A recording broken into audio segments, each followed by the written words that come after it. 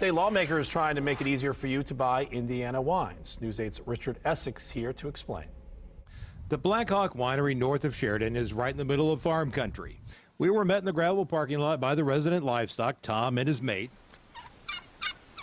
The owners of Black Hawk Winery are Deb and John Miller. They're transplants to Indiana. Their hobby of making wine has grown into a full-time business. This has been a fight. The vineyards behind the farm produce enough for a couple thousand gallons of wine every year.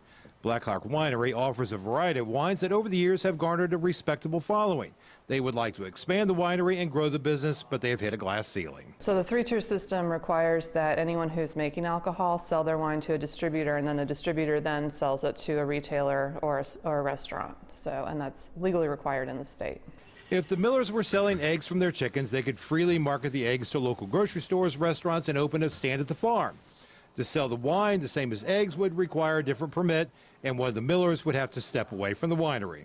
And that micro wholesale distribution permit is the permit that's supposed to help small wineries like us start to do distribution so that we can get into those smaller markets and build that name and build that market that then makes us attractive to the larger distribution companies. Local farm wine was distributed by a large statewide distributor until recently. The Millers have signed a distribution agreement with another wholesaler, but they would like more control over the sale of their product. Our winery is so small that in the greater scheme of the portfolios of these large distribution centers, we're down here on their priority list. Indiana State Senator Ron Grooms is trying to change the state law. The winery can be involved in the transportation and ownership of a wholesaler plus a brewery, which that makes that very different. If the bill is passed, it would allow wineries to bypass the wholesalers and sell in larger quantities.